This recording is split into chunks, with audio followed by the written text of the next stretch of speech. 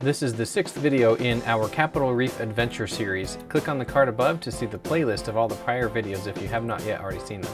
In today's video, we do some off-roading in our truck and go explore the Bentonite Hills. Good morning, kids. How did you sleep last night? Good. Great. You can turn up the mini split. Go to like 75 degrees. Right now it's 70 degrees inside and 49 degrees outside. And the status of the electricity is we're down to 50% and we're just almost getting 300 watts of solar, and it is currently 8 o'clock. After we're finished eating breakfast, we're gonna go explore the Bentonite Hills. You excited, girls? They look so excited. You having a good breakfast, James? Yeah, I have a great breakfast. Do you want to go on a hike or see the Bentonite Hills? I want to go hike on Bentonite Hills. We might do both. It is now 9 a.m. so after having eaten breakfast and taken a shower and the mini split warmed up the trailer and whatnot, we're down to 40%. Still getting just over 200 watts of solar. We are now taking off to go explore the Bentonite Hills. We are leaving the mini split set to 70 degrees while we are away. And currently it is 76 degrees inside and 54 degrees outside. And the mini split is on auto, like I said, to 70 degrees. This map shows the route we drove to the Bentonite Hills from our campsite, which is about 10.7 miles or 36 minutes of driving. The road was not terribly uneven, but the biggest obstacle was near the beginning, and it's driving across a river that would be too deep for lower passenger vehicles.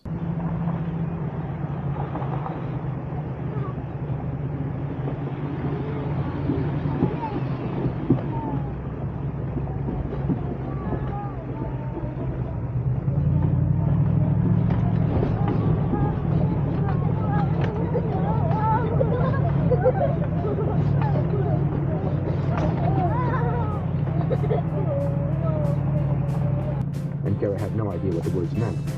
You could tell they expressed sympathy. While on road trips, we typically listen to audiobooks that the kids enjoy, so that's what you're hearing in the background here. It helps a lot to keep the kids' attention while we bounce along this rugged dirt road, leaving the red rock wonders of Capitol Reef behind. We are heading into the otherworldly Bentonite Hills, a hidden gem just east of the park that looks like we might be on another planet. This desert is a kaleidoscope of striped clays in subtle earth hues of red, deep purples, earthy browns, and grays. From what I've learned of how this area was formed geologically, a vast muddy floodplain stretched across what is now the American West, fed by twisted rivers and blanketed in volcanic ash from massive eruptions to the west. Over eons, that ash weathered into bentonite, a super absorbent clay. When rain hits, it swells like crazy, turning the hills into a slick, sticky mess that erodes into these wild, undulating shapes. No wonder vegetation struggles to take root here. It's a harsh, moisture-sensitive world, dotted only with tough desert shrubs and the occasional black volcanic boulder tumbled down from the ancient glaciers. Fun fact, this Martian-like terrain is so convincing it's home to the Mars Desert Research Station, where scientists train for Red Planet missions. We've arrived at the Bentonite Hills, or the area of it, and we found a nice pull-out spot here to explore the area. And what a beautiful spot. We're not here during the golden hour, like right, an hour within sunrise or sunset, but it's still, you can still see a lot of color in the rock. And as you can see in the drone footage, it is especially visible from up there. And the girls are way up there. You can see them on the top of that ridge.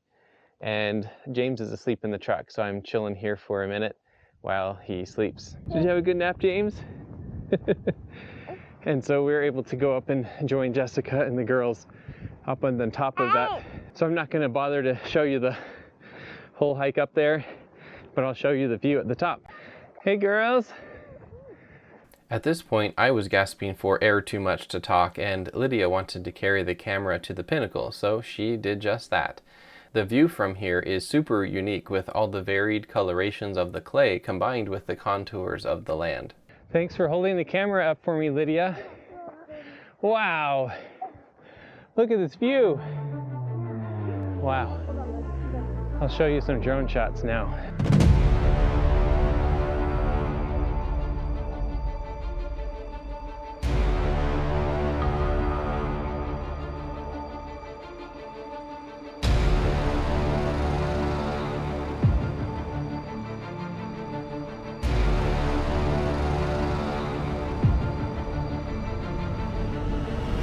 The sun being at the angle that it is when we got here makes for a fun shadow shot with the beautiful Bentonite Hills in the background. Right now we're hiking up to this higher point so that we can see if there's an even cooler view up here, because then we'll be able to see in all directions perfectly, I think. Wow, look at this view, girls. I know, it's cool. Taking your breath away? Yeah. Not the sight, but the wind. The sight and the wind. No, just the wind. I do highly recommend, if you're able to come to Bentonite Hills, if you have a vehicle that can traverse the river and the road, the roughness of the road, definitely do it. It's a beautiful view. Worth the drive from Capitol Reef. With the ring around it? Oh, that one's really cool. I know, that one looked like a moonstone to me. We've finished exploring this particular knoll, and we're going to drive down the road a little bit and see if there's any more spots that we want to check out. I can't believe any of these rocks. Oh, this one. Lydia, what do you think of this place? I like it. You like it?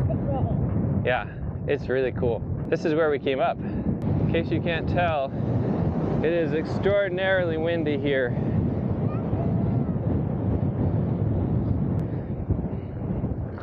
We found another spot to pull out that looks like it's cooler than the first one we stopped at. It's really windy here, so we switched over to coats now, some of us. We just hiked down from the truck, and you can clearly see the bands of the colored clay in this valley we've hiked down into, and there's even some dark purple over in that direction where Lydia and Clara are visible in the distance. I've never hiked anywhere that looks quite like this place does. It's really cool. James, what do you think of the Bentonite Hills? All right, let's hike this way. This is where Lydia and Clara went.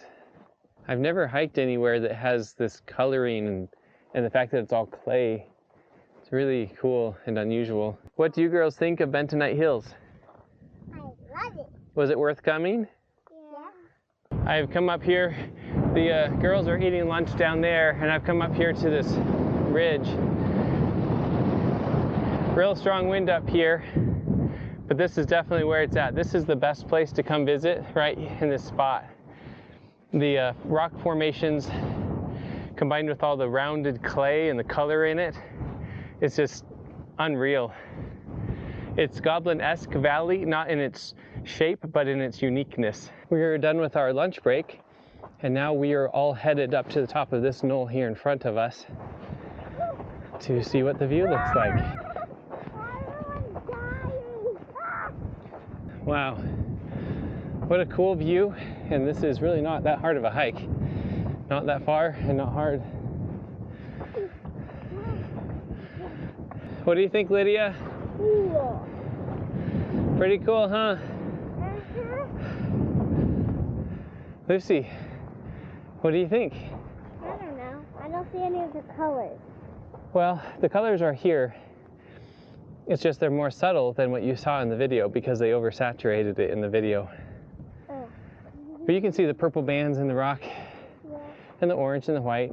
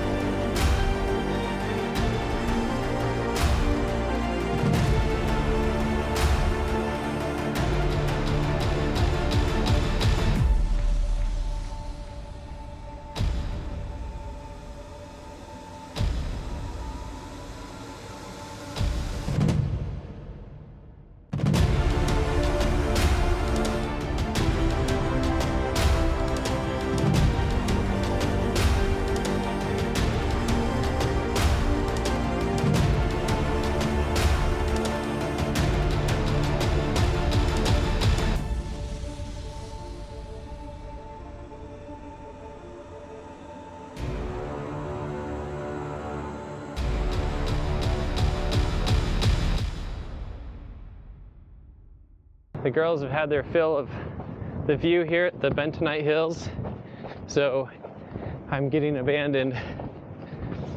So I'm gonna go catch up with them. They're just up over there at the next knoll, and then I imagine we're gonna be hiking back to the truck. What a cool place. This is the most off-roading we've ever done in this truck too. If you are already in the Capitol Reef area, I highly recommend checking out the Bentonite Hills, at least as long as you have a vehicle that can cross the river. At the deepest, the water got to about 16 inches as a point of reference. As Lucy pointed out, the colors were not as vibrant as we were led to believe by other videos we had seen on Instagram or YouTube, so some people are oversaturating their videos of this place. To be clear, without getting into the nuances of color science, the vast majority of all pictures and videos you see have been color adjusted in a variety of ways. The data coming straight off of an image sensor is very bland and flat, which is not accurate, so there always has to be some interpreting of the data, and that's usually done automatically for you by the camera. There are differences of approach between Nikon or Canon cameras, or iPhone versus Android phone manufacturers. I have noticed that my DJI Osmo Pocket 3 has more vibrant colors than the Insta360 does, for instance. To add yet another layer of complexity to the subject, there's the issue of the display you're watching the video on and how it is displaying the colors. In any case, this is where I'm going to end the subject because the topic of color science is a very big subject photographers and videographers discuss at great length. The vast majority of videos on my YouTube channel are how the video comes out of the camera, but occasionally I'll modify the color or exposure, and this location does lend itself to needing a little boost of saturation, especially because I used the Insta360 camera a lot and it has lower saturation out of the camera. Okay, here's the river. We're gonna stop here and eat lunch so the kids can play in the river, which they always love playing in water. Girls, how do you like this spot for lunch?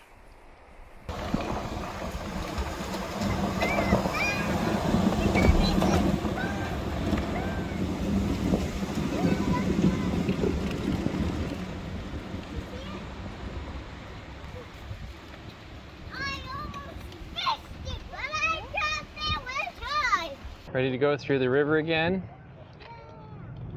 This should be a fun and different perspective than what it was before. And this is kind of fun too, that I have the wireless microphone hooked up to the Insta360. So hopefully it doesn't fall off.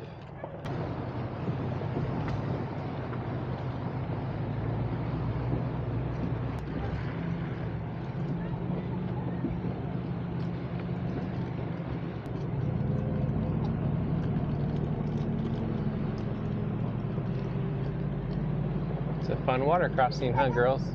So this is the Pleasant Creek camping area, but some good portions of it are now BLM, are now private, so not really campable. Back on the main highway that heads to Fruta in the Capitol Reef National Park. We're still on the BLM land just east of it, and there are various camping locations around here that we scouted out when we first arrived, but none of them are really conducive to a trailer, and there's a lot of sandy areas that you could pretty easily get bogged down in and stuck. So the spot that we chose, which is just a short distance up the road in the direction we're going, was the best choice for us. But there were some other possibilities, but people were already camped out in them. And then on the west side of Capitol Reef, on the other side of it, there's some good spots there that we'll probably go to next time. Just give ourselves some variety. But we are actually quite happy with our location from this trip. Hey, look, there's our trailer, girls. Right there? Yeah. Home sweet home. That was a short ride. Yep. Can we drive through the river tomorrow? Clearly the kids loved driving across the river, so we don't do that kind of thing enough apparently. In our next video, we hike to Hickman Bridge Arch before heading back to our trailer for some rest and relaxation. Subscribe to our channel to be notified automatically when our next video publishes. Thanks for watching, and we'll see you in the next video.